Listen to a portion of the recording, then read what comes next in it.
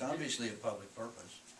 Yeah, it's nothing to do with the purpose. It has to do with, there's apparently a new environmental officer there, and their concern is that there were perhaps some Indian artifacts buried there, or something. That is what I heard. Now, I don't know if that's true. I haven't seen anything in writing, but... Did we find any when we dug? No. Well...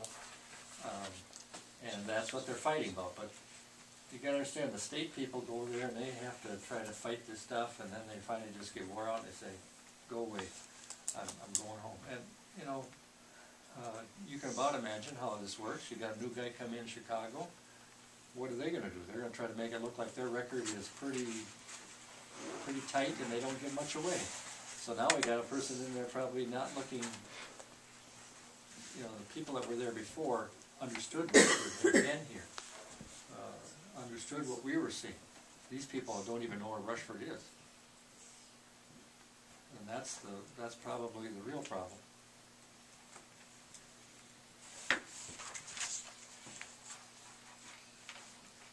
So if you want me to just tell them to hold and keep fighting, we'll tell them to keep fighting. If you want to look at options, we'll at least start the process of showing you what the options might look like. I suppose it'd be nice to know what the options are. At this point, I think,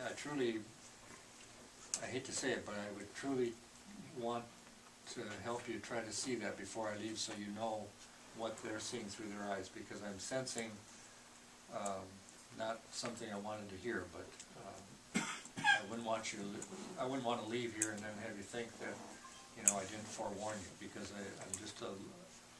I've grown increasingly concerned with each meeting I've had with them, and I don't know what else to do with them, other than to try to, I mean, we get along well with the state people, but there is no bridge to they're our only bridge to the Chicago people, and that's where these decisions will have to be made. If they don't sign off, they don't go anywhere. Well, hopefully in the remainder of the week we can, you can give Chris and I enough of a paper trail or whatever that we can follow that out, and we will. Well, the paper trail is there, and what we've asked for, they just need to,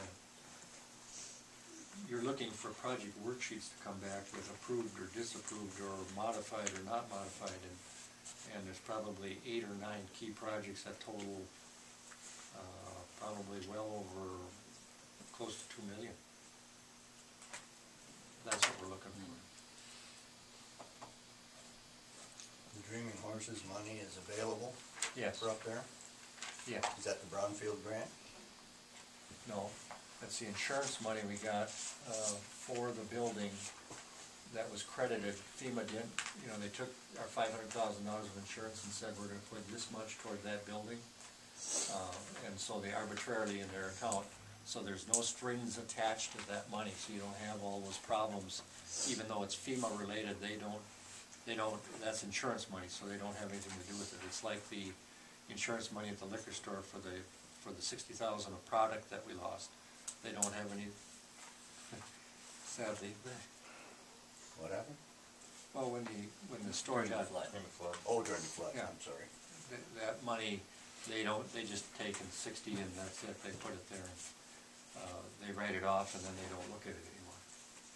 So the restrictions aren't there, Ted, that you would have, which makes it good.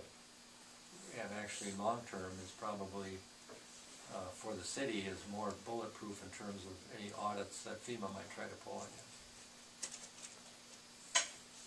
And we have been paid the $390,000. Yes. Already. Yeah. It's in the capital improvement fund. And we can show you what other, you know, I can share that with Vern and Chris as to what I think the rest of it is, so that you at least have an option. And it seems to me a reasonable option, but there's a policy decision. If you choose not to do anything, which is an action, you could just forfeit the money for the community center and walk away from it, not do anything.